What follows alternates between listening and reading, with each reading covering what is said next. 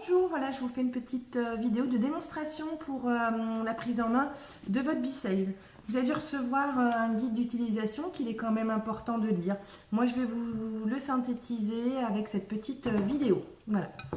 Donc, le kit se compose d'une pompe pour faire l'aspiration, de récipients et de couvercles carrés ou ronds. Donc, tous ces récipients, une fois mis sous vide, peuvent naturellement se conserver au frigo. Vous pouvez également faire réchauffer vos plats au micro-ondes. Attention, il est important de bien enlever la mise sous vide. Le couvercle et le récipient passent au micro-ondes. Très important, ne pas mettre un récipient sous vide au micro-ondes, je le répète. Vous pouvez également faire passer tous vos récipients seuls, sans couvercle, dans vos fours pour réchauffer vos aliments. Voilà.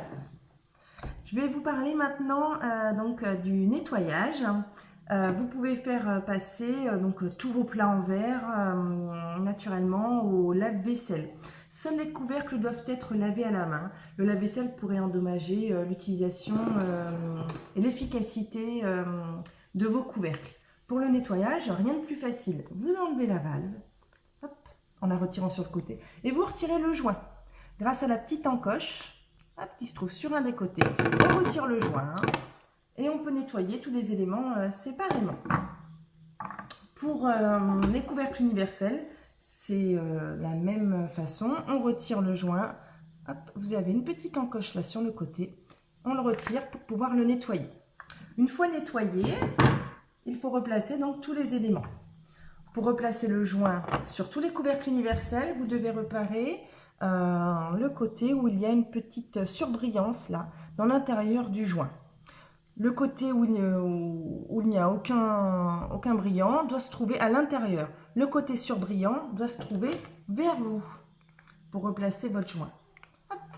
Tout simplement, on appuie pour le replacer gentiment de l'intérieur vers l'extérieur, pour le replacer dans son compartiment.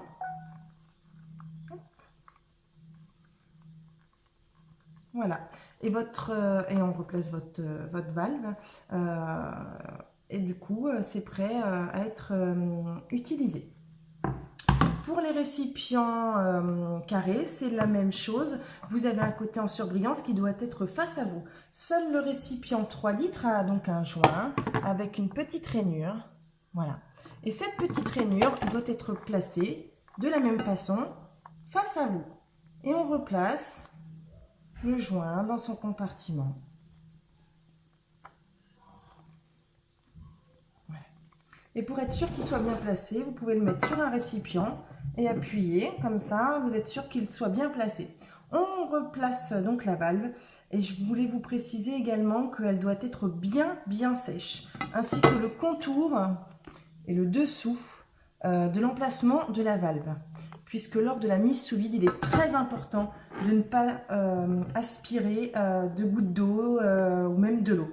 Ça pourrait endommager la pompe de mise sous vide et donc vous mettre en panne votre appareil.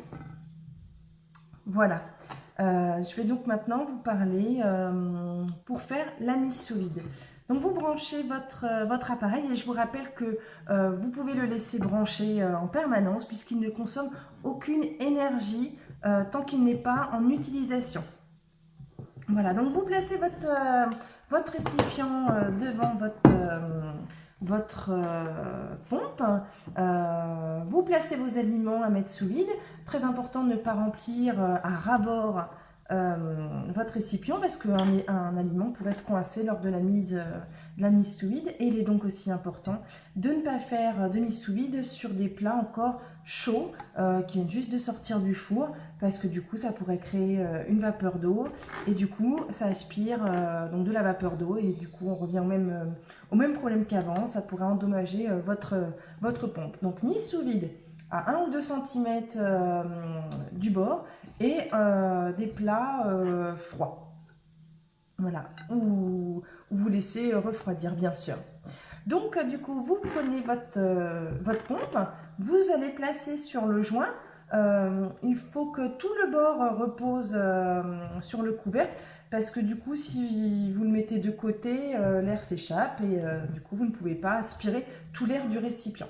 Donc là, voilà, vous allez le poser, le bruit de l'aspiration se fait entendre, et là, du coup, ça aspire tout mon récipient. Vous attendez quelques secondes, le temps que le bouchon soit bien en contact avec la valve et créer ce contact. Voilà.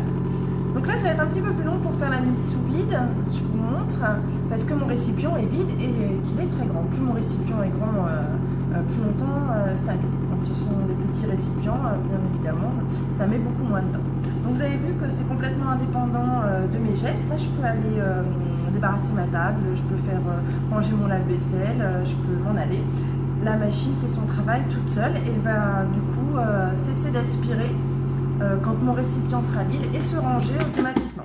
Voilà, la preuve en image. Du coup, à ce moment-là, tout mon récipient est vide d'air. Et du coup, mon couvercle adhère complètement à mon récipient. Je vous montre. Hop, donc là, mon couvercle est complètement collé et scellé à mon récipient. Voilà, une fois que c'est fait, vous pouvez donc les placer au frigo. Pour vous resservir de vos aliments, il faut faire entrer de l'air. Pour ceci, rien de plus facile. Vous prenez la valve en appuyant donc sur le petit téton du milieu, soit vous le mettez de côté pour faire entrer l'air. Voilà. Soit vous enlevez la valve, voilà, complètement. Vous êtes sûr que... Et du coup, voilà, ça libère donc mon couvercle pour pouvoir vous resservir de vos aliments. La même chose avec les couvercles donc universels qui s'adaptent sur les récipients donc Guy de Marle, mais également sur tous vos récipients du coup qui soient ronds, qu'ils aient un bord régulier, qui n'ait pas une petite encoche ou un bec verseur, qui ne soient pas non plus piquants pour pas abîmer le joint. Il suffit juste que le rebord tombe bien sur le joint, qu'il ne soit surtout pas limite, sinon la mise sous vide ne se ferait pas bien, mais du coup qui s'adapte bien à un de vos récipients, par exemple pour tous les petits récipients, pour tous les petits couvercles ronds, vous pouvez les mettre donc sur des verres pour garder ce que vous voulez. Voilà, même geste, vous le mettez donc devant votre pompe. Hop, on vient mettre le bouchon sur la valve. Une fois que c'est bien pris, vous pouvez lâcher. Voilà, ça a mis très peu de temps à faire la mise sous vide. Et du coup, voilà, votre couvercle est complètement adhérent à votre verre. Même geste pour l'enlever. On enlève la valve. Hop, et du coup, je peux me resservir et remanger et boire ce que j'avais mis dedans. Voilà, pour les couvercles universels qui sont hyper pratiques et du coup qui peuvent s'adapter donc à tous vos récipients du fait qu'ils soient bien ronds et bien réguliers. Voilà, je vais maintenant vous parler de l'effet reblop pour conserver tous vos aliments que vous pouvez mettre dans vos bocaux. Voilà, donc vous pouvez garder tous vos bocaux, bocal à cornichons, les bocaux de sauce, les bocals de pâté, les bocals de confiture. Vous pouvez mettre donc tous vos aliments et donc chasser l'air de ces bocaux. Là, je vous montre avec un bocal de confiture quand vous l'achetez donc pour la première fois. Quand vous l'ouvrez, donc c'est un gage de sécurité avant l'ouverture, vous entendez blop. Nous, on va recréer ce blop en vidant l'air du bocal. Donc pour cela, rien de plus facile. Vous le mettez dans un des récipients assez grands pour le contenir. Vous pouvez en mettre bien sûr plusieurs pour faire la mise sous vide et gagner du temps. Donc voilà, vous le placez dans votre récipient, là j'ai choisi le 3 litres, vous remettez le couvercle par-dessus et même geste, on vient aspirer pour faire la mise sous vide de votre récipient et la mise sous vide du bocal. Important également de ne pas ouvrir vos bocaux avec un couteau qui pourrait endommager le couvercle et du coup qui ne pourrait plus se refermer et faire la mise sous vide correctement. l'air s'échapperait finalement. Pour faire la mise sous vide, vous placez donc vos bocaux, vous ne les fermez pas à fond en serrant très très fort, vous les fermez, voilà, gentiment.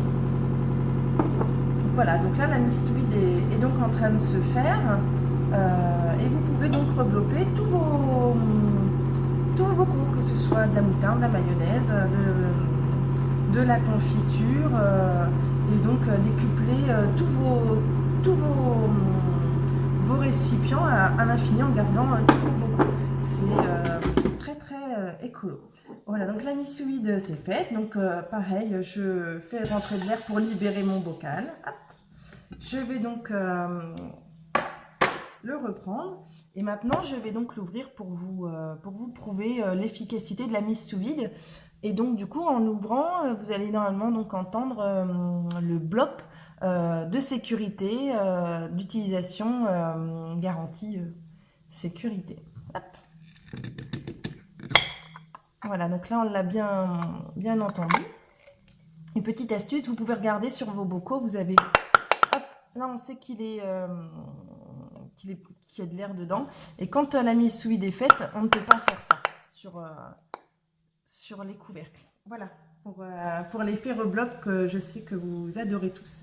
Je voulais parler également des petits bouchons qui sont vendus avec les B-Save et que vous pouvez donc utiliser pour vos bouteilles en verre, comme par exemple voilà, vous avez du vin, du champagne, du cidre, que vous n'êtes pas obligé donc de le boire le soir même ou même le lendemain, vous pouvez le conserver quelques jours de plus. Donc pour cela vous utilisez donc les petits bouchons, voilà, tout simplement on le place hop, sur la bouteille que vous voulez conserver. Hop. Et vous allez donc faire la mise sous vide, pareil, avec le même geste. Et là, vous pouvez même le placer sur le côté pour plus de maintenu. Hop, on place la tête sur le bouchon. Et vous faites la mise sous vide. Là, je tiens ma bouteille parce qu'elle est vide pour plus de sécurité. Voilà, donc du coup ça s'est fait tout seul, comme vous venez de le voir. Ma bouteille est complètement mise sous vide. Je vais vous enlever le bouchon, tout naturellement, même geste. Hop. Et voilà, vous pouvez vous resservir à volonté. C'est terminé pour cette vidéo.